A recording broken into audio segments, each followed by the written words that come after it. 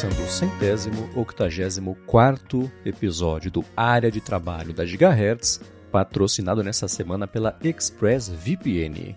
Quem fala aqui é o Marcos Mendes, e assim como toda semana, a Bia Kunz e a Garota Sem Fio também tá por aqui. Tudo bom, Bia? Tudo bem, Marcos? Olá, pessoal. Janeiro tá sendo puxado por aqui, viu? A gente viu você publicar o post em qual dos grupos que foi? Acho que foi no canal. Eu acho que foi no canal mesmo. Foi no canal, é verdade. Então, energias positivas, todo mundo mandando pra Bia. Obrigada, gente. Pra minha mãe, tá tudo bem com ela. Que o pessoal perguntou, mandou muita mensagem, né? Mas tá tudo sob controle, tá? Boa, que bom, estamos aqui pra você. E Bia, sabe quem tá aqui pra você também? O Evernote quem? 11. E aí? Por causa da correria, eu não instalei ainda, mas eu acompanhei, né, a movimentação, o pessoal falando. Saiu a versão desktop já, então pretendo baixar hoje e pelo menos dar uma olhadinha. Eu sei que visualmente não tá tão diferente, mas nas engrenagens ali é que estão as mudanças e essencialmente voltadas para IA. Sim, né, Marcos? Exatamente. O vídeo é muito curioso, porque o vídeo, o Simonato lá, o CEO da Bending Spoons, que comprou o Evernote, ele começa assim: eu me juntei ao Evernote em 2023. Não, você comprou, isso não aconteceu com você. Você decidiu, você que causou isso tudo. Eu achei muito engraçado. Mas ele apresenta 3 pilares que fazem o Evernote 11, né, que eles deram atenção. Aí teve um redesenho de logotipo, coisa assim. Mas o primeiro, ele falou de ser um copiloto, né, um chatbot, um companion para suas notas. Então, o exemplo que ele deu: vou viajar para Barcelona. Evernote, organiza as minhas notas todas aí que estão misturadas de Barcelona e deixa para mim ordenado bonitinho num plano dia a dia de viagem, lugar para conhecer, que faça sentido. Ou então, qual que é o número da minha passagem? Esse tipo de coisa. E aí depois o Evernote criou uma nota, né, com um resumo. Legal, pega essa nota e move agora para o meu notebook de Barcelona. Então tudo isso, o Evernote, o sistema, né, a IA, foi atrás do índice todo de notas dele, caçou que era mais relevante. Isso no demo, tá? Não dá para saber, eu também não testei porque eu não uso Evernote. Então vocês nos dizem. O vídeo todo inteiro pareceu bacana. Vamos ver na prática. Mas esse é o primeiro pilar, né, ele ter esse companion para você interagir sobre as suas notas. A segunda coisa, ele falou que é busca semântica. Então ele falou assim: pesquisa aqui coisas sobre o meu rolê para Espanha, ou sei lá, para Barcelona mesmo. Ele não encontrou só notas que tinham a palavra Barcelona ou Espanha, mas que o contexto também tinha a ver com outras cidades, outras coisas que tinham relação ali com a viagem dele. Isso é bacana, né? E a terceira coisa, ele falou sobre notas a partir de gravação e transcrição de reunião, que é um recurso que é bastante específico, mas ele falou, né, tipo Instagram fingindo engajamento. Muita gente aqui me pediu no privado, então foi isso. Não, muita gente veio falar com a gente que eles querem isso, etc. Então ele falou que isso está disponível até com diferenciação entre interlocutores.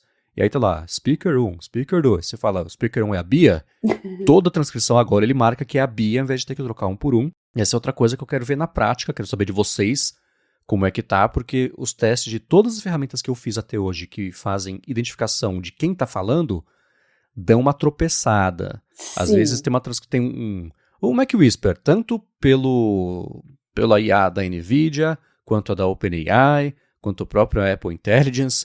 É curioso porque eu não sei como é que exatamente é essa parte da diferenciação entre pessoas que estão falando, mas eu pego para transcrever o meu lado de uma conversa, uma gravação de podcast. Só o meu lado. Ele põe, 6 pessoas diferentes. Então, dependendo da entonação, ele dá uma tropeçada. Digam pra gente como é que é isso na prática, mas tá aí, o Evernote 11 foi lançado. Ele não falou sobre mudança de preço, e ainda bem, porque já tá custando os olhos da cara, já tá todo mundo reclama. Né? Exato. Mas foi lançado o link pro vídeo com o anúncio, tá na descrição, mas a gente quer saber de vocês, que ainda restam no Evernote. Sem ironia, como é que tá? Se tá bacana, se vocês já usaram, o que vocês se vêm usando, o que não tá funcionando, contem pra gente, que a gente sabe que o Evernote tem um lugar no coração, não só da Bia, mas de muita gente aqui que escuta o podcast, né? Então, vamos baixar, gente, vamos testar. Quem tá usando, comente, mande um feedback pra nós. Lembrando que, se eu não estiver enganada, até agora só a versão desktop está disponível, tá? Bom ponto. Então atualizem nos seus computadores. Vou fazer isso na medida do possível hoje, né, já que eu vou estar no meu desktop só hoje. É o dia que eu vou ter para testar tudo isso, né? Vou dar pelo menos umas pinceladas e fazer uma avaliação para vocês semana que vem, tá bom? Maravilha, a gente vai querer saber sim. A gente faz esse follow-up na semana que vem. No maior commodity aqui, Marcos, sem dúvida são quase 20 anos de notas que eu tenho. Então, sim. eu quero ver, o que eu quero ver efetivamente é se a IA sabe lidar com essa bagunça aqui e realmente consegue organizar as coisas. Veremos. Sim. Porque o jeito que essas ferramentas todas fazem hoje em dia é para usar os seus dados, os seus documentos, os seus textos como um pedaço da resposta da IA, é colocando isso tudo naquilo que eles chamam de banco de dados vetorial, que é basicamente como funciona a parte de tokens, com os vetores, a distância entre os vetores, a probabilidade entre eles estarem relacionados de acordo com todos os textos do mundo.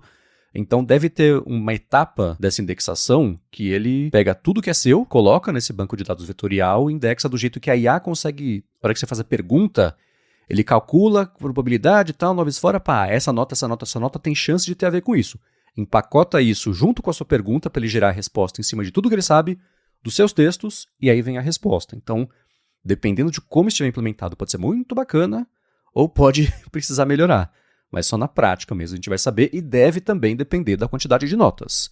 Para quem usa o Evernote há 20 minutos, é um desempenho. Para quem é a Bia, é outro desempenho, porque a quantidade de notas é um pouco maior, né? Então tem isso também que influencia, né? Muito bem, contem pra gente, tá? E seguindo aqui, já falando sobre follow-ups, a gente tem comentado sobre dispositivos e-ink, e o Ricardo falou, Bia, estava ouvindo o podcast hoje e percebi o seu anseio por um dispositivo e-ink para leitura e portabilidade. Comprei recentemente o XTE Ink, XTE Ink, um leitor que cabe na palma da mão e que usa o padrão EPUB, aquele padrãozinho de livros, né?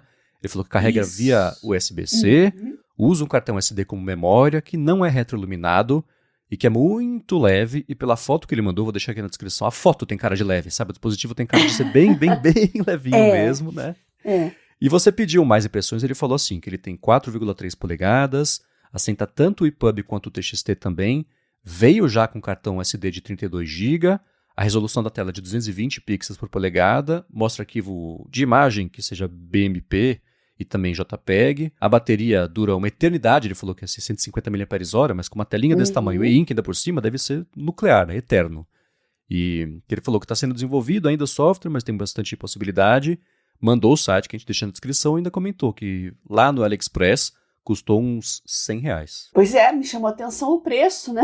Ele é bem básico, gente, não tem nada de super sofisticado, né? Até porque ele é e-ink, mas cartãozinho, tela e-ink, então basicamente é só um leitor, não é um sistema operacional completo, né? É bem básico, mas eu achei excelente. Muita gente quer se livrar de Kindles e sistemas mais amarrados, quem sabe esse XT e-ink não é uma boa porta de entrada, né? Eu expliquei para ele, eu tô aguardando.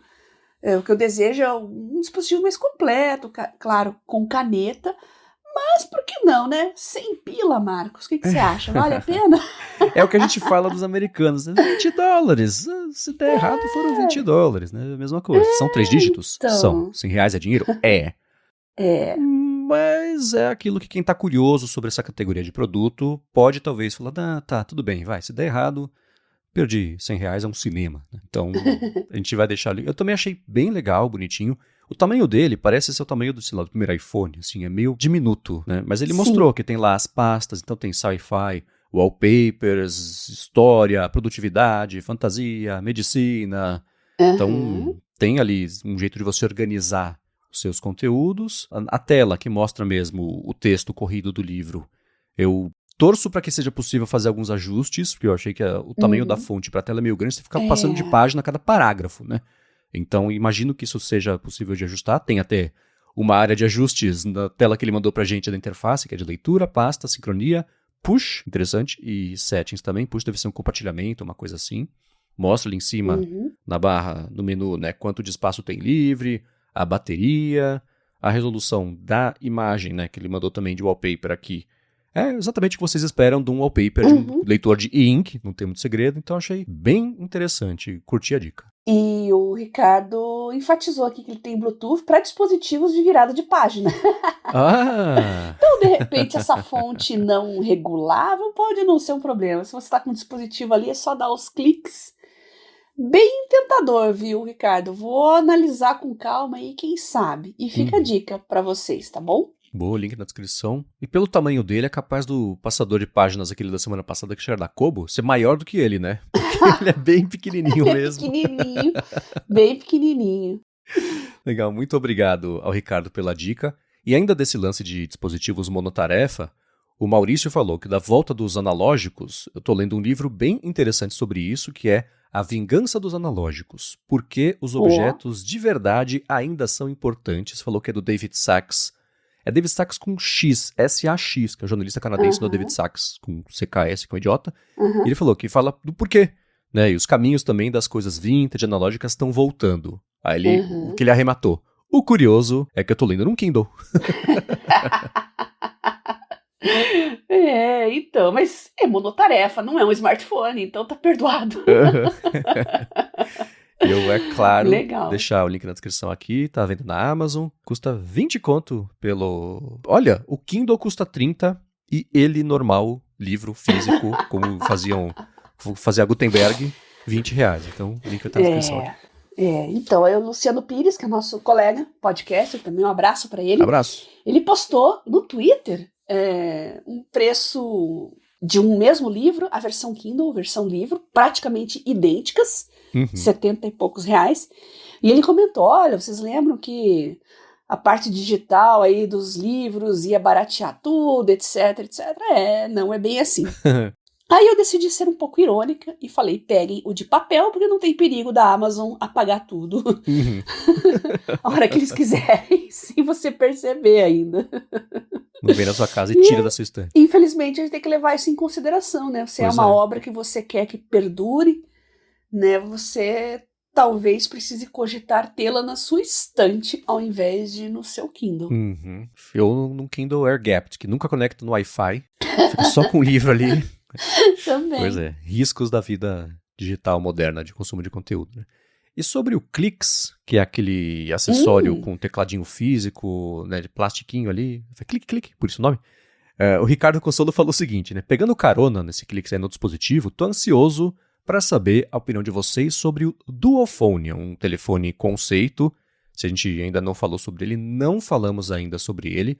Eu vou deixar o link aqui na descrição. Por ser um conceito, vale ver o vídeo e falar assim, seria, se não teria. Ele tem, basicamente, por esse nome já indica, 2 displays. Tem um display na parte de cima, na frontal ali, colorido, bonitinho, notificação, horário, etc, etc, etc. E a parte de baixo é dele mesmo, assim, é um display de 5 polegadas de e-ink, justamente para leitura, para ter foco. A parte de trás, ele lembra muito o iPhone, o formato, a câmera atrás, etc, etc. Mas parece coisas que a Asus faria, né? A Asus adora fazer, sabe que você gosta de tela, então tem uma tela na sua tela para você telar enquanto você tela. Então tem um notebook com as 2 telas, tela embaixo, tela em cima, o teclado é a tela que você bota. Então parece um conceito daqueles veio assim. Pois é. Mas como ideia, eu não teria. Não me fez, nossa, eu preciso ter uma coisa dessa, né? Mas a ideia de você separar o que é conteúdo que você quer consumir, do que é conteúdo que você só quer acessar rapidinho, informação, notificação, por exemplo, que chega para você, é bacana, mas eu colocaria uma tela na frente e uma atrás, para o foco ser completo. Mas como ideia, tá aí um exercício criativo tecnológico para vocês. O que você achou? Tá parecendo bastante coisas, conceito, assim, o que é ótimo, porque o mundo, eu já falei isso várias vezes, né, dos smartphones está muito tedioso. E a única coisa que eu senti, que eu pensei quando eu vi esse dispositivo é por quê? Na minha cabeça, sei lá, não faz o menor sentido, né? Se vocês forem lá no site e derem uma lida na descrição e na apresentação, eles falam que essa tela pequenininha, a superior, que é coloridinha, né? Eles chamam de burst of color, né? Um toque de cor, vamos dizer assim, né? Explosão de sabor. É para notificações, controle de música, interações, enquanto a parte de baixo é para leitura, né? Notas, leitura, etc. Mas eu não sei se aquele negócio em cima ali notificando enquanto você está tentando ler não vai atrapalhar tudo. Eu acho que os TDAH não vão gostar muito desse dispositivo, não, porque não vai ajudar em nada. Como que você vai manter foco com uma coisa logo em cima, ali, imediatamente em cima, te distraindo? Eu realmente não sei. Se eu de lado empalma a tela com a mão esquerda, assim, né? Então eu é uma ideia. realmente... É uma ideia, mas pra mim não fez muito sentido. Tá me lembrando o Ilya Sutskever, que é um dos cofundadores da OpenAI, deu uma entrevista recentemente, ele falou assim, né? Tem mais empresa do que ideia no Vale do Silício. Esse tenta contra-atacar isso. É uma ideia. Então eu vou deixar o link na descrição para vocês darem uma espiadinha. Nós temos ainda... É bom lembrar que a gente ainda tá com uma crise de chips e de memória. Sim. Então, esses dispositivos com cara de baratinhos, eles não foram tão afetados por isso, né? Então, eu acho que está tendo uma explosão muito em virtude disso também, né? Senso de oportunidade, né? Tem bastante aí memória barata, chip barato, tela barata, são produzidos em escala, né? O preço é reduzido, tudo chinês, né? Estamos falando de todos os devices aqui chineses. Então dá para produzir essas coisinhas super acessíveis. E é tudo cara de experimentação mesmo, viu, gente? Então... Mas é legal, que bom que a gente tem essas novidades para comentar e para ver e sair do tédio. Exato. Não tá à venda, é um conceitão, mas digam que vocês usariam. E eu brinquei da Asus, o Carlos Roberto marcou aqui, fim de uma era, que a Asus confirmou que vai sair do mercado de telefones para focar... O eufemismo que ela usou foi tipo, novas oportunidades, ou seja, IA, né? E acabou o Zenfone, o ROG Phone também. A gente vai deixar aqui na descrição a matéria da Tudo Celular que falou que o presidente da Asus confirmou mesmo a saída desse mercado para focar em robótica e a física também já a partir desse ano. E aí, Bia? Fim de uma era mesmo? Já era esperado? Motorola parte 2, né, que ela saiu também faz uns anos. Quando você não é uma gigante como uma Google, uma OpenAI, você tem que fazer escolhas, e cada escolha é uma renúncia, né? Quem perdeu foi a linha de smartphones da Asus. Tive vários Zenfones, adorei todos eles. É uma pena, porque a bolha da IA tá aí. E vamos ver o que eles vão trazer nesse balaio todo aí de também experimentações de IA. Tá surgindo muita coisa, mas se vai ganhar músculo para ir pro mercado, para competir, para se tornar um produto para consumidor final viável, aí são outros 500, né? Assim, eu não dou 2 anos prazo lançar tipo um ROG Phone com um Companion embutido ali pra você, gamer, conversar com a sua waifu, tipo o Grok lá no... Então, um lance desse. A ideia é que... O problema é que daqui 2 anos já a Samsung já vai estar... Motorola, Lenovo, né? Samsung já vão estar 1000 anos na frente. Sim. E a Zenfone e a Asus vai estar, não sei, ainda uma versão 1.0 de uma coisa que o pessoal já meio que ignora, assim, que acha trivial demais. Não sei. Questão de timing, né? Não é só lançar os produtos, né? Então você tem que estar competitivo. Eu só nunca gostei muito da atitude antagônica que a Asus costumava ter contra a concorrência, assim, né? Ao invés de lançar o seu, era falar do outro o tempo inteiro, não era muito a minha. Eu via os eventos e falava, putz, precisava, cara, sei lá. Né? É uma estratégia, né? Pois é. E fala muito para o público, né? Público gamer, público bem apaixonado, né? É parte da personalidade da vida da pessoa. Eu entendo, mas, putz, eu olhava e falava, não precisava, né? Enfim. Na Ásia... Eles lançaram muitos smartphones, assim, coisa que asiático gosta muito, né? Edição limitada de algum personagem, por exemplo, de um anime, enfim. Esses tinham uma boa saída, assim, pelo menos eu tava sempre acompanhando e virava notícia. Muita gente acabava postando, comentando. É um nicho, realmente, pessoal gamer, pessoal fã de anime. E agora... É uma manobra um tanto quanto arriscada, né? Ir para IA, assim, agora, enquanto as demais já estão lá na frente, nos 100 metros rasos da IA. Ele disparou agora, pai, e saiu da linha de largada. Vamos ver se vai conseguir ser visto e conseguir trazer produtos que as pessoas queiram comprar. Pois é. E nessa semana teve uma entrevista, vou deixar aqui na descrição, Na verdade, a entrevista rolou, acho que foi na CES, do CEO da Razer, né? Com o Nilay Patel do The Verge, porque eles estão lançando um sisteminha de você conversar com o seu chatbotzinho, o companheiro, etc., que é apoiado no Grok. E aí o Nilay Patel fica falando, mas cara, e aí segurança, né? A gente tá na semana aí que o Grok tá tirando a roupa de todo mundo. E o que o CEO não disse foi assim, cara, Grok é o IA perfeito para o nosso público. Ele não quis falar isso, mas ele ficou dançando em volta disso o tempo inteiro, cheio de eufemismo. Não, estamos escolhendo aqui o que é mais adaptado, a personalidade do Grok é uma coisa que a gente achou que faz sentido com não sei o que lá. E aí, que nos outros sistemas que eles estão colocando, eles estão usando o ChatGPT, mas no conversacional mesmo, que é a personalidade do robô, vai ser o Grok. Por isso que eu brinquei da waifu, que daqui a pouco o Rogue lança uma coisa parecida. Mas eu deixo aqui na descrição o link para esse papo, que ficou faz sentido. A personalidade do... Faz sentido. A personalidade do Grok é mais moldável pro que eles querem. Entendi. E você falou sobre a Ásia, Bia. Você comentou, na verdade, na semana passada, específico sobre o Vietnã. E o Lucas Campos falou o seguinte, muito interessante a sua colocação no último episódio sobre o avanço do Vietnã. Aí ele segue, tive a oportunidade de visitar Hanoi e Da Nang no ano passado e em vários pontos, acho até que passaram o Brasil em desenvolvimento, fiquei super impressionado. O nível de construções, investimento em energia renovável, marca própria de carro, que é a Vinfast, nível de inglês excelente, melhor que do Brasil, China, Japão também, de acordo com o relatório da EF English. E o mais impressionante é que, mesmo com pouca terra e recursos, invasão americana e tudo, estão aí num caminho de desenvolvimento mais acelerado que até que o Brasil, um país riquíssimo em recursos, natureza e etc.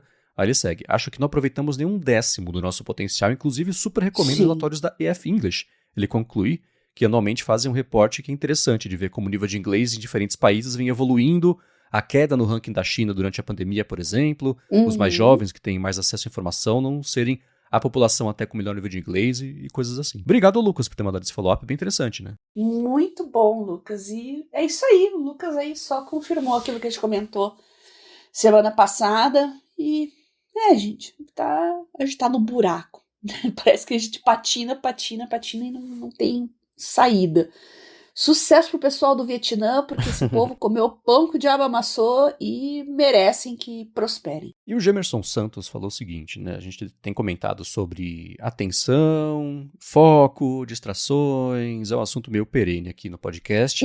E nessa semana esse assunto explodiu em popularidade porque o Matt Damon e o Ben Affleck foram lá no podcast do Joe Rogan e falaram sobre trocentas mil coisas. Uma delas sobre como a Netflix está pedindo para quem está escrevendo ou dirigindo, enfim, né, para séries e filmes, ficarem reiterando o que está acontecendo 3 ou 4 vezes no diálogo, porque as pessoas não estão prestando atenção e elas se perdem, que está no telefone. Isso veio depois, a Jamila Jamil, que fez The Good Place, eu esqueci a Tahani, do The Good Place, ela também falou uma coisa parecida, que as instruções da Netflix para a criação agora de série, especialmente, é de você, do personagem ficar o tempo inteiro falando, explicando para a plateia o que está acontecendo, porque as pessoas vêm assistindo, né, ficam assistindo série e vendo o telefone também, segunda tela, aquilo tudo, e em cima disso a Infomoney publicou uma matéria explorando que roteiristas estão adaptando as séries para ficar mais burras e a culpa é sua. Aquele clickbaitão, né, louco assim. Mas ao invés de a gente só bater no que é óbvio, né, que o foco tá diminuindo, a culpa é de Reels, TikTok, Instagram, etc. Eu queria saber de você, Bia, quando você percebe que você tá distraída e que você precisa se focar, se forçar a focar, o que é quase um contrassenso, né? Como é que você faz? Quais são essas técnicas para reganhar a atenção e não cair na tentação da distração que meio que pega meio sorrateiro, assim? Seja vendo uma série, um filme, seja trabalhando, gravando, como é que é pra você? Bom, vamos lá. Começando pelo Matt Damon, o que ele falou faz muito sentido pra mim. Não é de hoje que eu tô percebendo isso. Não quero falar que as séries estão mais boas e tal, porque eu acho isso meio pedante, né? Parece que eu tô me achando mais inteligente que as séries. Mas algumas dinâmicas, assim, eu não tô acompanhando nenhuma. Eu começo a ver algumas, às vezes, e paro e não consigo prosseguir. Tá? E um dos motivos é essa mania de liberarem a temporada inteira numa cacetada só e depois a próxima vir só dali, desses 2 anos, até 1 ano e cacetada, né? Não dá. Ainda mais essas que tem continuidade, que tem o desenvolvimento de uma história. Então, realmente não é pra mim. E se vocês quiserem me dar dicas, quando forem me dar dicas de série e tal, me deem aquelas que já terminaram, tá? Pra eu assistir no meu ritmo. Mas outro problema é cinema, eu parei de ir, porque simplesmente, além da oferta de filmes ser muito. Não sei, são sempre os mesmos estilos de filmes, né? Não tem alguma coisa Uhum. diferente. Eu gosto de ver legendas, então os horários das sessões que são ofertadas com legenda, além de ser diminutos, são sempre em horários bem cretinos. Então não tem como assistir. Então, cinema é uma coisa que, pra mim, não se encaixa mais na minha vida, infelizmente. Porque eu fico triste, porque eu adoro ver a telona, tem aquela sensação boa, emoção. E de você fazer um programa diferente, também sair de Uhum. casa, né? Então, eu acho triste tudo isso, mas é o que dá pra fazer hoje, né? Agora, com relação à distração, gente, eu sofro do inverso, né? Eu entro num estado de flow, assim, muito facilmente. Então, o meu problema maior é barulho. Então, eu sempre estudo e trabalho nas minhas tarefas mais concentradas nos momentos do dia que tá tudo mais silencioso, como agora, por exemplo. Então, a hora que eu quero silêncio absoluto, e aqui se inclui não só no ambiente de casa, mas também na vizinhança e tal, tudo flui, tudo flui. Eu consigo controlar barulho, tá tudo certo, né? Aí, geralmente, eu escolho esses horários que eu tô sozinha em casa, os bichinhos todos estão dormindo, gato, cachorro, tudo quieto. Então, aí vai fácil, gente. Pode ter até o smartphone do meu lado ali, eu não vou dar bola para ele, eu vou me concentrar no que eu tô fazendo. Então, eu sou uma pessoa relativamente fácil para atingir o estado de foco. Então, gostaria de saber quem não tem e que tem dificuldade para conseguir esse estado, que compartilhe suas dicas conosco. Eu acho que vocês vão ter dicas mais valiosas, né? Eu já vi várias assim por aí que às vezes eu faço também, né? Por exemplo, uma bebida antes da sua sessão, né? Eu coloco um café, um chá, né? Dependendo do chá, porque não tomo nada estimulante depois das 4, 5 da tarde de jeito nenhum, né? Então, sei lá, um chá de hortelã, uma coisa mais calma, assim. A bebida quente é muito. Ou então chocolate quente no inverno, que eu gosto também. A bebida quente conforta. Então, às vezes você tá vindo da rua, você chega em casa, toma um banho, janta e ajeita coisas pro dia seguinte. Tem filho, tem coisas da família pra ver. Aí chega lá às 7, 8 horas da noite, assim, agora eu tenho tempo pra mim, né? Uhum. Como é que eu vou baixar essa adrenalina e concentrar na minha tarefa aqui? Isso realmente é um problema. Então, usar uma bebida quente, um abafador de ruídos, tem uns da 3M que são, gente, incríveis. Quando eu coloquei aquilo pela primeira vez, todo mundo falava que abafava de verdade. Eu não sabia que era daquele jeito. Então, você que mora no centro da cidade, sempre tem carro, ônibus, a vizinhança é barulhenta, vale a pena investir num daqueles. É um pouquinho caro? É, e ele é só um abafador, ele parece um headset, assim, mas olha, para quem tá nesses ambientes, ajuda demais, tá? A bebidinha quente, faz ali um pomodoro, 50 minutos de foco, se você já tiver acostumado, né, a trabalhar assim, com 10 de intervalo. Se você é iniciante, comece no pomodoro tradicional de 25 por 5, tá? Que já são excelentes medidas para começar, tá bom? E é claro que é impossível falar sobre isso e não falar sobre o Jonathan Haidt, né? Que escreveu A Geração Ansiosa. Ele tá fazendo um tour de imprensa que ele lançou um livro novo. Chama A Geração Sim. Incrível. E ele é um livro voltado para jovens, ao invés dele ficar apontando o dedo para a sociedade. A gente falou sobre esse livro aqui, eu tenho muitos problemas com esse livro. E o livro novo dele, ele é voltado para a juventude, como ela pode se empoderar melhor e se formar melhor e, com sorte, ficar longe do telefone e pular amarelinho na rua. Que é o lance que ele fala no... tô exagerando aqui, sendo chato, mas é o lance do livro dele, né? E ele tem, nesse press tour que ele tá fazendo, ele tem se apoiado muito nos argumentos de que o próprio Facebook acabou com pesquisas que concluíram, interrompeu pesquisa concluindo que, na verdade, eles mesmos eram a causa do problema. Falaram, é inconclusivo sim, você mandou parar. É tipo Evernote, né? Eu me juntei, não, você comprou. Então é a mesma coisa, mas eu vou deixar o link na descrição aqui pro A Geração Incrível, caso vocês tenham interesse. No Brasil vai ser lançado só em março, mas ele foi lançado lá fora, que tiver uma conta gringa na Amazon, por exemplo, já consegue comprar, desde que se saiba ler em inglês, mas o link vai estar aqui na descrição. Eu espero que o público para quem esse livro é voltado, consiga ler o livro. Afinal de contas, é um livro, não é um short, e não tem como acelerar a velocidade, né? Uhum. Vai ter que se concentrar ali e ler o livro inteiro. Pois é. Já tô indo atrás do livro, vou dar uma olhadinha e eu comento mais pra frente com vocês, tá bom? Beleza. E arrematando esse assunto, a gente viu na Austrália aquele banimento de telefone, de rede social para jovens, para menores de idade. Agora a França também está pensando em fazer isso para menores de 15 anos. E junto disso, é bem diferente, tá? Mas junto disso tem um projeto de lei aqui no Brasil que tá para emplacar, que vai obrigar a verificação de idade em plataformas que tiverem conteúdos que são inapropriados para crianças ou para jovens ou para menores de idade, mas eles estão caindo, pelo menos o link eu vou deixar na descrição do Tecmundo, uma matéria que eu concordo com boas partes da matéria, falando sobre como a verificação de idade é o jeito errado de fazer isso, porque a gente já viu o caso de vazamento de banco de dados, né, de coisa governamental dos Estados Unidos, tem lá o estado tal, está exigindo verificação de identidade para acessar site pornô. Aí vaza o banco de dados. Aí pronto, né? Tá feito estrago.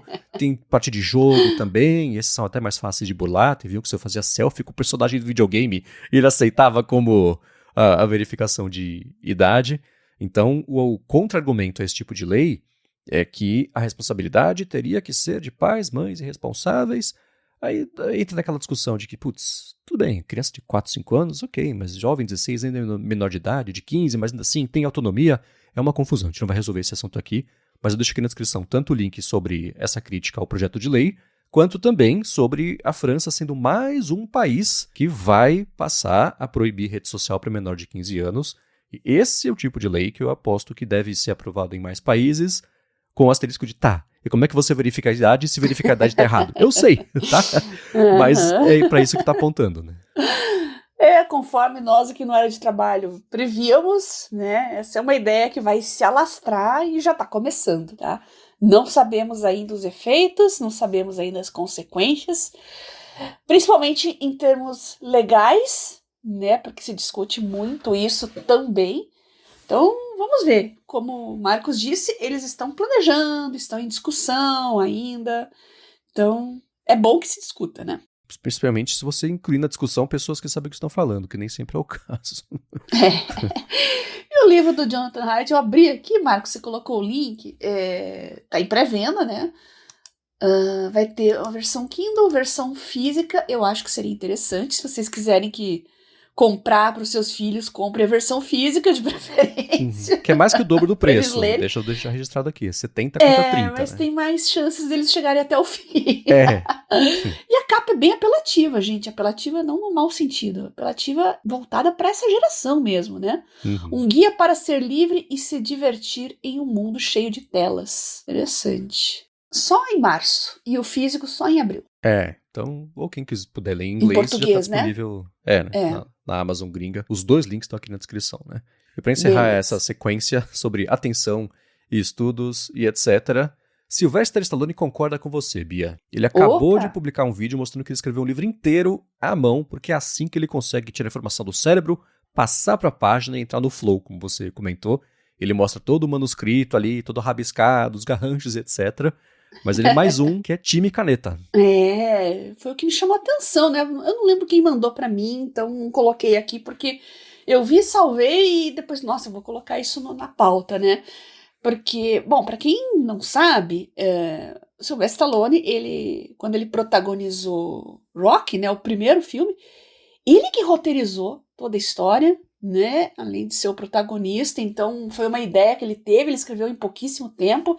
Procurem na internet quem não conhece a história desse filme, é bem legal, tá? Em termos de criatividade, de inventividade, inovação, e realmente ele é um cara fora da curva e me chamou a atenção dele gostar tanto de papel assim, tava todos os calhamaços dele lá. É a forma como ele fala no vídeo ali, a forma como ele consegue se organizar e se estruturar. Claro, ele é um boomer, ele é geração boomer, então ele tá acostumado mais com isso mesmo, né? Eu e o Marcos, aqui o Marcos Millennial, eu sou o X, a gente sentaria num PC, num lugar, alguma coisa como um laptop e um teclado físico, a gente gostaria de digitar, né? Mas ele gosta de começar do zero no papel. E achei bem interessante, quem sabe ele não inspire vocês também a escreverem mais, gente. Uma das minhas metas desse ano é escrever mais à mão. Eu escrevi bastante em 2025, mas mais coisas ligadas a estudo. Então eu quero escrever mais à mão outras coisas também esse ano, tanto em tablets quanto no papel, tá bom? Boa. A gente quer saber, a gente vai falar sobre mais decisões e promessas de ano novo e planos mais pra frente aqui no episódio, mas digam pra gente como é que tá isso pra vocês. E a seguir eu vou falar que o time Vibe Coding ganhou um apoio de peso nesses últimos dias, porque o Linus Torvalds, criador do Linux, ele postou a respeito do Vibe Coding, todo mundo achou que ele ia ser um cara que fala, não, sai daqui, isso é terrível. Não, o cara curtiu. A gente vai falar sobre isso, mas antes eu vou agradecer a ExpressVPN pelo patrocínio de mais esse episódio do Área de Trabalho e que segue oferecendo um mês de graça para você experimentar o serviço. E aí, se você assinar o plano anual, eles dão para você 3 meses a mais de uso no fim desse ano, mas tem que ser por meio do link expressvpn.com/adtrabalho. Se você está de férias, você usou um Wi-Fi que você não conhece, é impossível. A gente está viajando, está passeando e não acabaram conectando no Wi-Fi, que a gente não sabe como é que está a segurança dele, como é que está a coleta de dados, o compartilhamento, o repasse desses dados também, então os sites que você acessa, os dados trafegados, por quanto tempo, servidores, que banco que você usou o aplicativo, qual que é o seu dispositivo, isso tudo depois vai saber o que acontece. Às vezes é para instituto de pesquisa, às vezes não. Mas você protege seus dados com a ExpressVPN, fica tudo criptografado e nem ela sabe o que você está fazendo com os seus dados quando você usa o seu aparelho para usar a internet, o que é excelente.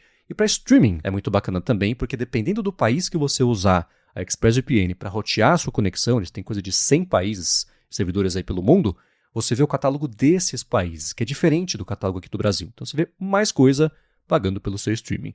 Então vai lá, expressvpn.com/adtrabalho, testa por um mês de graça, vê como é fácil colocar no telefone, no tablet, na TV, dependendo do modelo, no computador, na Apple TV, que é como eu uso aqui em casa. E aí, se você assinar o plano anual, depois de testar por um mês, eles dão para você 3 meses de acesso extra no fim desse ano.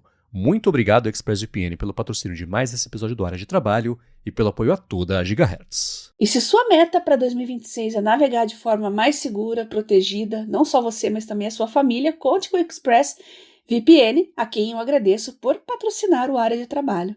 Muito obrigado e vamos lá. Linus Torvalds, que é um cara que as pessoas... Ele é um cara muito áspero, muito crítico, às vezes ele, né... Ele é um personagem. Ele postou nos últimos dias que ele usou ali, no fim de semana, tinha um projetinho ali, negócio de visualizador de áudio do projeto aberto dele lá, que é o Audio Noise, e ele usou IA para fazer um pedaço, ele fez outro pedaço, lançou, e ele falou, gente, não é que esse negócio deu certo? Ele até falou assim, a IA escreveu melhor do que eu? Sim. As pessoas achavam que queria falar, não? Sim. Então... foi um ponto positivo aí no placar pró o Vibe Coding, lembrando que não é para você fazer uma empresa Fortune 500, pra ser um projetinho de fim de semana. É isso que ele fez. Tô aqui com uma necessidade, putz, joga na IA, vê se resolveu, beleza, se não resolveu, faça 2 prompts, se melhorar, ótimo, lança, se não, deixa pra lá. Foi isso que ele fez e funcionou, né? E todo mundo, o ponto da história é que as pessoas imaginariam que ele, por ser um cara de outra época, seria mais crítico a respeito disso, da modinha, saia do meu jardim. Foi o que me surpreendeu. Foi exatamente o que me chamou a atenção e eu coloquei aqui. O cara que eu menos esperaria falar alguma coisa positiva de Vibe Coding foi lá, fez e falou. Agora, na contramão disso, o Guedin publicou no Manual do Usuário que o DuckDuckGo fez uma pesquisa. Você é a favor ou contra a IA? É essa a pergunta. E as pessoas respondem se são a favor ou se são contra. E tá com quase 85 mil votos e 93% são contra. Aí eu olhei a pesquisa e falei, tá, isso não diz nada. É pra te perguntar, você é a favor ou contra a tecnologia? Você é a favor ou contra a internet? É a favor ou contra o telefone? Né? Mas o DuckDuckGo, para quem não conhece, é um buscador mais privado, alternativo ao Google. Eles têm implementado de um jeito bastante responsável e comedido funções complementares de IA na plataforma, mas uma pergunta dessa era óbvio que a resposta ia ser essa também, né? Porque quem é a favor está ocupado trabalhando, enfim. Mas tá aí esse é o resultado. Não sei nem se te surpreendeu, a pergunta não é essa, que imagino que não, mas o que você tomou desse experimento do DuckDuckGo? Bom, eu tenho o DuckDuckGo aqui, eu uso de vez em quando, mas eu acho que ele não é a primeira escolha de navegador da maioria das pessoas. De buscador, então, né? De buscador das pessoas, né? Quando você quer buscar certas coisas, você vai, eu sou assim, né? Eu quero certas coisas, eu vou no Google, quero outras coisas, eu vou em outros buscadores, eu vou na Perplexity, né, que é a que eu tenho mais usado. Um buscador cuja principal premissa é o máximo de privacidade, fazer uma pergunta como essa, né, sei lá, realmente a pergunta é fora de propósito, mas eu acho que eles só queriam reforçar um ponto, Marcos, ter um número para mostrar, para reforçar aquilo que eles falam. Então, olha, vocês não querem IA no buscador, então tá bom, não vamos colocar IA no buscador.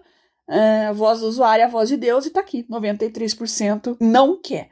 Talvez em outros lugares essas mesmas pessoas votassem diferente. Então o contexto faz toda a diferença do mundo, gente. É que nem pesquisa eleitoral, né? O que a gente vê, o que sai na mídia, é sempre a pontinha do iceberg. A gente tem que ver como que é feita essa pesquisa, quem que é o público, de que forma, qual que é o contexto. Por exemplo, tem pesquisas eleitorais que são feitas por telefone, fixo. Então quem tem menos de 40 anos não vai nem responder a pesquisa, então já vai ter um viés, concordam? Então vale o mesmo aqui. Cuidado com essas pesquisas na internet sobre isso, sobre aquilo. Como é que a pesquisa é feita e quem que é o público que vota, tá bom? Mas assim, aí eu penso, tá, então pergunta isso. Você é a favor de AI no buscador? A pergunta é, where do you stand on AI? Yes AI e no AI. Isso não diz nada. Nossa. Assim, e o meu plano hoje é irritar todo mundo igualmente, tá? É tipo o público gamer que, né, na época do Gamergate, não, isso é sobre ética no mundo dos jogos, Sim. que não era nada disso, era só pra bater na mulherada que escrevia sobre jogos, porque discordava do que elas estavam falando. E aí também assim, é tipo, você é a favor ou contra jogos? Não sei, que jogo? Jogo Wordle? Jogo Prova do Líder do BBB? Jogos Mortais? Não sei. Então isso é amplo demais pra você ter qualquer tipo de resposta científica a respeito disso, mas daí o No AI tá ganhando. Parabéns, não disse nada. Não tem nem o que dizer, né, gente? Então, tá aí. Enfim, né? Vou tentar dedicar menos. A promessa do novo é essa, dedicar menos tempo. E isso que é uma absoluta perda de tempo, né? Disse ele falando 5 minutos sobre o assunto. Mas vamos seguir em frente então, né? Ainda mais ou menos sobre isso. O Trajano Ferreira falou que começou a ver uma playlist do Wesley Foley 3.0 e lembrou do BiaGPT. Opa. E é um vídeo. O vídeo tem todo aquele estilão de bem de YouTube mesmo, de pedir engajamento o tempo inteiro, e aí mostra uns mapas mentais, né? Enfim, vai estar o vídeo para vocês assistirem. Mas o ponto dele é que ele abandonou o Notion, e o Notion morreu, exclamação, exclamação, exclamação, exclamação. E agora tá usando uma mistura entre o Obsidian e o Cursor. Mesmo não sendo desenvolvedor, tá usando para fazer, seja vibe coding, seja assistência com código. E o ponto é usar o Cursor, que é uma ferramenta de programação agêntica, como o provedor da solução que ele tem para explorar as notas, planejar até a parte financeira. O link vai estar aqui na descrição, vocês vão assistir em meio à venda de curso, tem lá a informação que ele está passando. Então, obrigado a Trajano por ter mandado aqui, porque pode ser esse vídeo que ajuda o pessoal a entender um pouquinho melhor, assim, mesmo o Cursor sendo para desenvolvedores, não é só para isso, e dependendo, de novo, do seu projeto, da sua necessidade, você aliar isso aos documentos que você tem, você replica o Evernote, talvez, você usa isso em seu favor de um jeito que te demoraria 3, 4, 5, 10 vezes mais, se é que dá para fazer, né, o que você quer, seja uma ferramenta própria sua para analisar a sua fatura do cartão de crédito e achar tendências, onde você pode cortar, por exemplo, algum tipo de gasto que é mais supérfluo, seja, sei lá, cada um tem uma necessidade, né? Então esse vídeo pode destravar um pouquinho disso. Obrigado ao Trajano por ter mandado. Esse é o tipo de coisa que você já tem toda uma experimentada ou ainda não chegou pra você? Não, eu pretendia fazer isso nas férias agora, contei pra todo mundo, né? Mas agora, como eu tô super atarefada com essas emergências aí, vamos ver como é que vai ficar. Mas eu achei interessante, não esse youtuber aí, claro, mas a ideia, né, de fazer um vibe coding, mais um vibe agenting. Enfim, você dominar o seu próprio conteúdo, personalizar mais a sua experiência, deixar do jeito que você gosta. O Obsidian tem sido a ferramenta de escolha para quem gosta de deter mais domínio sobre seu próprio conteúdo, bem interessante. E agora aí com o Cursor também é uma experiência bem interessante e legal. Acho que vale a pena nós que gostamos de do it yourself, né? Fazer os nossos prompts, personalizar, fazer nosso código. Enfim, é uma experiência de personalização que acho que vale a pena exatamente para o nosso público aqui do área de trabalho, que gosta de fuçar nas coisas e fazer experiências, ainda mais que estamos em férias, né? O pessoal tá com mais tempo livre. Eu tenho testado bem a conta-gotas, porque eu não assinei. Tem aquela ferramenta Replit, eles têm agora o Replit. um prompt que você manda, ele faz o aplicativo. Resumindo bastante. Que legal. É isso, mas ele é bastante limitado. Você tem lá créditos de tipo 100 ações agênticas por dia. Aí você faz o pedido e ele consome tudo. Então, o ponto é, eu fiz assim, um experimento rapidinho. Cria pra mim um aplicativo. Por enquanto você só consegue... Eles têm até um lance de você lançar mesmo na App Store. Não façam isso por enquanto, pelo amor de Deus. Porque aí o suporte vira o trabalho, né? Mas, cria aqui um aplicativo, um quiz sobre o histórico da Apple no estilo Quem Quer Ser um Milionário? Show do bilhão, com chances e fases, aquele estilo. E, assim, um prompt e depois um ajuste, aí acabou os créditos, fica ok. Aí renovando no dia seguinte, eu mexi mais um pouquinho. Então, de conta-gotas estou fazendo, tá ficando arrumadinho, sabe? Então, eu penso assim, quem tem necessidades específicas, sei lá, tem um pet shop e preciso de um aplicativo que ajude a organizar os dias de banho dos cachorros e eu leve e traz, sabe? Uma coisa que talvez não tenha um aplicativo perfeito para fazer isso, estamos chegando num ponto que dá para você botar lá no prompt, especificar, bonitinho, saber pedir, saber o que não falar para não confundir o modelo, aquilo tudo que a gente veio aprendendo ao longo dos últimos anos. Mas esse Apps Made with Replit, é um nome meio difícil de lembrar, é um bom começo. Eu vou deixar o link aqui na descrição. Eles batem muito no lance, agora dá ideia à App Store em um clique. Não, calma. Mas para você, aí você faz o quê? Ele vai desenvolvendo o aplicativo, ele próprio testa, e aí com base vai fazendo tipo, visão computacional em cima da interface, o que deu certo, o que deu errado, faz teste de unidade, sei lá como é que chama essa parte de desenvolvimento, volta, programa mais um pouquinho, testa de novo, aí ele gera um QR Code.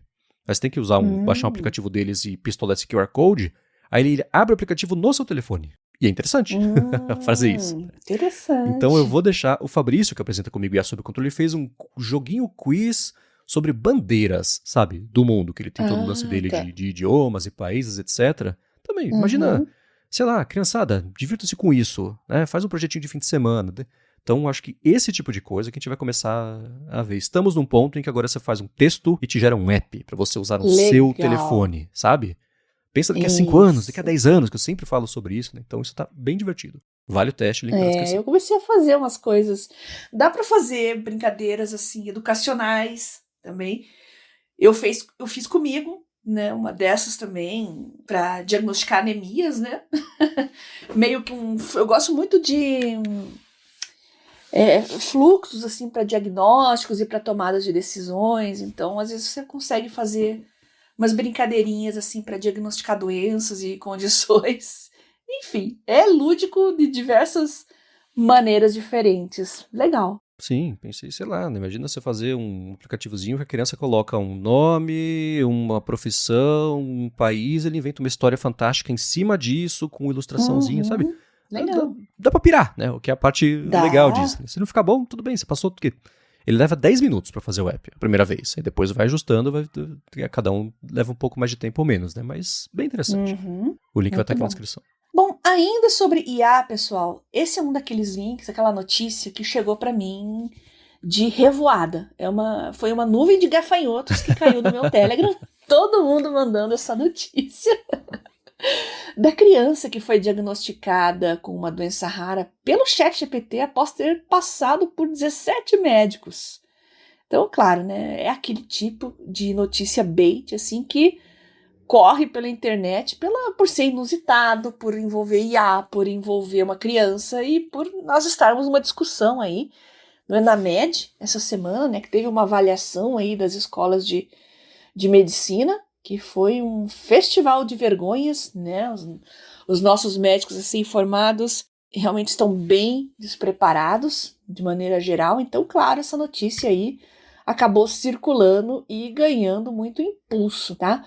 O que aconteceu é que aconteceu exatamente isso que tá na notícia. O pai levou o filho para diversos médicos diferentes por causa dos sintomas, dos problemas que ele tinha, ninguém descobriu o que era, até que ele pegou todos os exames, né, descreveu toda a situação em detalhes para o ChatGPT, e o ChatGPT acertou na mosca a doença que ele tinha, passou por um procedimento, era uma alteração espinhal e tudo deu certo, né? Então fica aí o inusitado da notícia. E a pergunta que eu vou deixar no ar para vocês, aqui eu nem vou comentar, gente, eu só vou soltar e sair correndo, tá?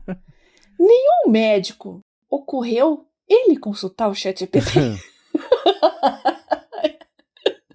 Fica a reflexão aqui. Quero que vocês comentem, reflitam e discutam também lá nos nossos grupos, né? Eu acho que é uma discussão que vale muito a pena a gente ter, porque os médicos precisam dominar mais essa tecnologia, tá? É claro que, felizmente, com a criança tudo deu certo, tudo foi resolvido, mas a IA não é perfeita, gente, tá? Assim como o médico precisa dominar os conhecimentos técnicos, ele também precisa dominar a ferramenta e entender todas as suas limitações, mas sem isso, é uma excelente ferramenta de diagnóstico. Eu estou usando agora para a área de oncologia e, embora eu conheça bastante sobre a área, sempre, eu no caso uso o Claude, né?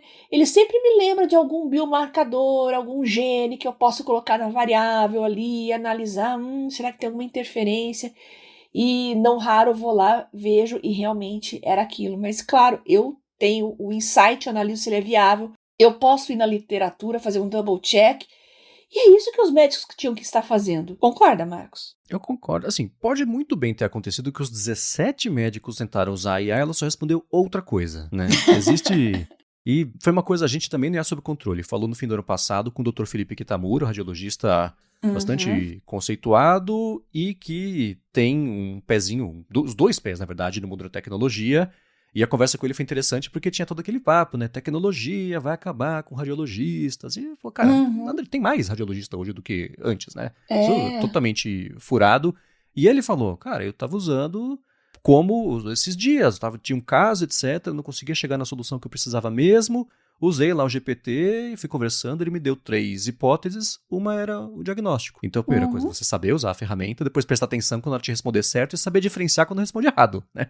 São muitas etapas para chegar ali. E especialmente quando o caso são doenças raras, é autoexplicativo, não aparece com frequência. Os sintomas são parecidos com outras doenças que são mais comuns, são mais frequentes. Você vê esse caso, tá com uma agenda cheia, etc. Aí é um outro problema. Você vai bater o olho e falar, putz, isso aqui eu já sei que é pá. E você dá ali o diagnóstico sem nem te ocorrer que pode ser uma doença rara, daquelas que a cada 1 milhão de pessoas afeta 3 mil, né? Difícil você ver isso no consultório, você passa a carreira inteira sem ver, né?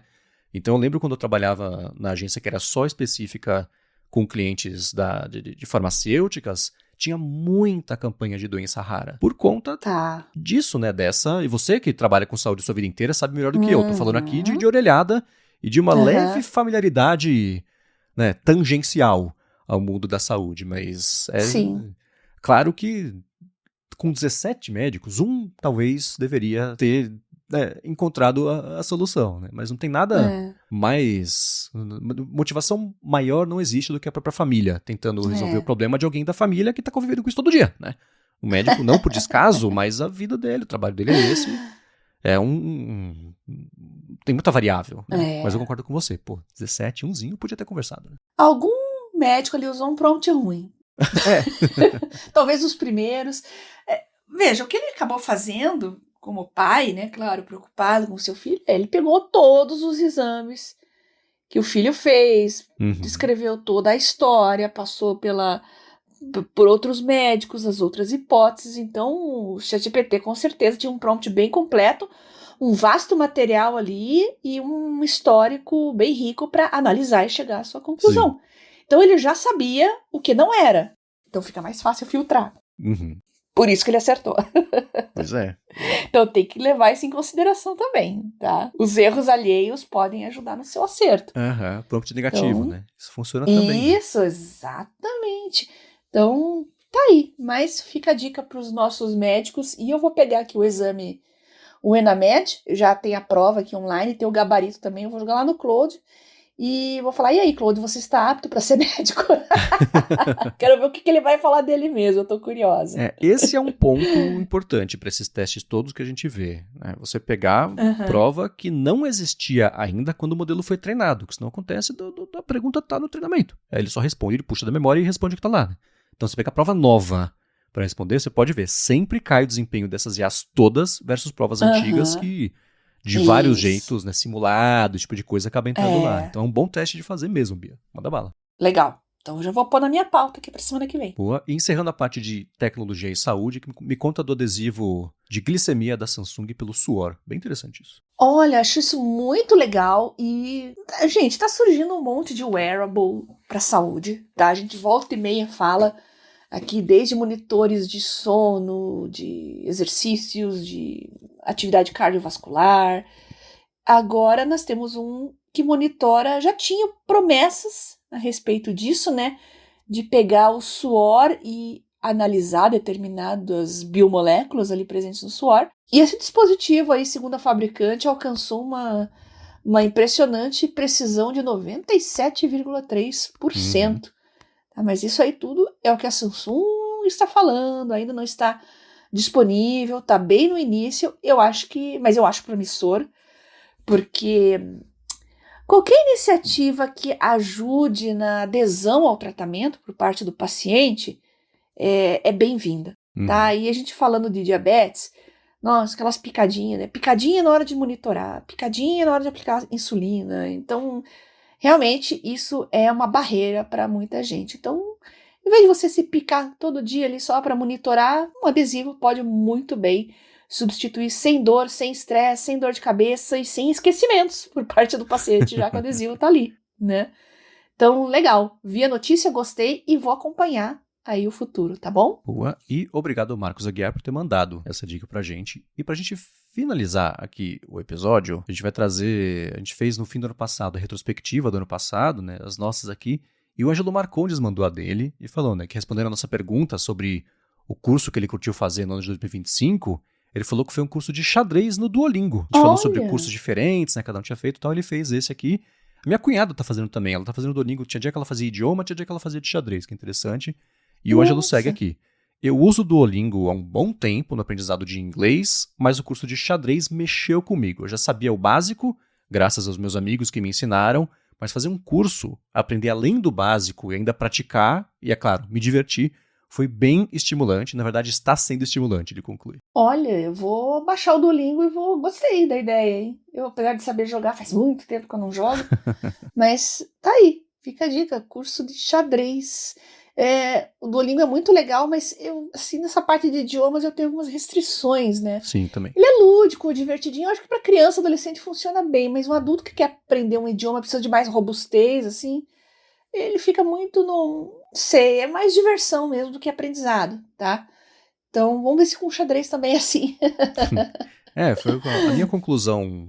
Eu usei um pouquinho o Duolingo, que era isso, eu saí do zero, tem um basiquinho ali, quando, sei lá, ia pra França, queria lembrar um pouquinho de como é que era, faz ali, familiariza, e junto de ver uma série, um filme, escutar as coisas em francês, ajuda, né? Mas a minha conclusão, tendo visto a Lari fazer do começo ao fim um curso, eu falei, cara, assim, fica muito bom em responder quiz do Duolingo. O que não é a mesma coisa de falar o idioma com a fluência que precisa. Mas é melhor que nada, você estimula o cérebro do mesmo jeito, né? Mas também tem essas restrições. Perfeito. E o Duolingo, além disso, ele tem um lance de matemática, ele tem curso também de música. Então eles expandiram bem nos últimos anos, né? Para o aluno de idioma, que é bem legal. Eu fico mais no Brilliant, eu gosto muito do Brilliant. E lá também tem muitos cursos, assim, tem raciocínio lógico, programação.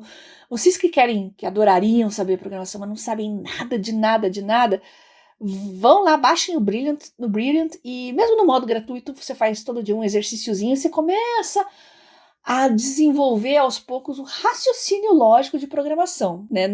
Você não vai usar código diretamente, mas você vai aprender o que faz um if, um else, de uma forma mais de brincadeira, assim, é um pseudocódigo que você começa a construir, né, montando um joguinho ali. Então é bem para iniciante mesmo, mas para quem vê isso tudo como lógica, como um bicho de 7 cabeças, o Brilliant quebra esse receio de uma forma muito legal, tá? Aí tem isso para análise de dados, matemática, raciocínio científico, tem muita coisa lá, é bem legal. E de planos para esse ano, agora 2026, o Juliano falou: eis que finalmente, depois de uma vida, ou meia vida, assim esperamos, ele brincou, Vou Opa! começar o ano com um novo hobby. Comecei a fazer um curso para aprender a tocar piano.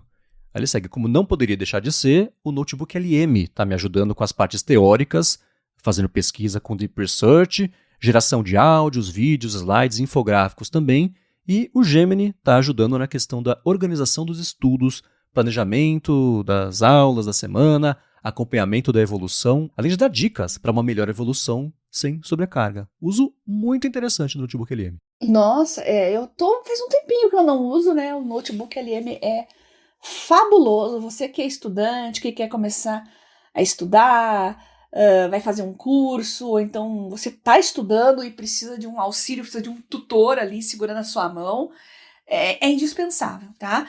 E ele tá montando apresentações agora. Eu ainda prefiro o Gama, que eu gosto de mais controle, gosto de... Eu tô num nível bem nerd das coisas, né? Hoje eu faço... monto apresentações fazendo prompt slide a slide, gente. Eu tô nesse nível assim e eu adoro fazer isso. Acho muito mais legal do que ficar ali alinhando margem, escolhendo bonequinho. Não, eu gosto de coisas clean. Eu escolho qual que é a minha paleta de cores. O resto tudo eu falo, aqui eu quero que você coloque isso, mostre esses dados, apresente ele numa tabela. Às vezes eu tenho dado a informação que eu quero falar. Nossa, mas você quer construir uma tabela dentro de um slide, a sua tabela, né? Não, colar uma página de livro ali. Nossa, vocês sabem que é um trampo enorme, né? Então eu não faço isso tudo ali ou num código ou num prompt, então viciei nisso, né? Tô bem feliz lá com o Gama, mas eu quero ver o que o Notebook efetivamente está fazendo nesse sentido. Eu acho que ele não vai tão longe. É mais provável que ele pegue um assunto que você está estudando e ele monte uma apresentação como se ele estivesse te dando uma aula sobre aquele assunto, né? Mas a parte de infográficos me interessa muito. Eu quero saber se ele realmente constrói os infográficos dele. Isso é uma coisa que vale a pena ver. Eu também tenho notado que, não sei se a empolgação com o Notebook LM tem reduzido, se a concorrência está fazendo recursos no ChatGPT, no Claude, que batem um pouco de frente, tem o Veo que já faz slide, faz vídeo, etc. Mas também tenho notado menos Notebook LM por aí. Não sei se as pessoas só estão usando e não estão comentando, né? Não é tipo que eu brinco com a igreja do Notion, né? Que você tem que ver, contratualmente obrigado a falar 3 vezes por dia que você usa o Notion. Então não sei se o pessoal tá usando silenciosamente, mas deu uma acalmada mesmo. Tá vendo só? Uso pra aprender a tocar piano. Dá pra usar. Fuça na ferramenta, manda documento, né? A parte teórica ela é super importante, né? Porque a partir dela que você vai fechar os conceitos e com isso você vai conseguir aprender mais rápido, evoluir mais rápido, fazer mais conexões. Então, óbvio que não é só sair teclando no piano. Então achei muito interessante aqui esse uso que o Juliano deu e usando mais de uma IA para fazer coisas diferentes, né? Que é outra coisa bacana, ainda que dentro ali só entre aspas, né? Do ecossistema do Google. Legal. E para finalizar o episódio, você encontrou um calendário em Markdown. Eu vou deixar o link aqui na descrição. Me fala desse calendário, porque eu achei ele excelente para consulta. Eu copio aqui todo o texto da sintaxe Markdown, colo aqui no Ulysses, por exemplo, e exporto se eu precisar, consulto se eu precisar. Formatado bonitinho como um calendário. Mas o que te chamou a atenção a respeito dele? Calendários para geeks, né? Se você não se contenta lá com o Google Calendar ou com um PDF, que é uma coisa mais flexível e mais personalizável, tá aí, né? Essa moça, ela, né? Ela colocou no site lá um calendário de Markdown.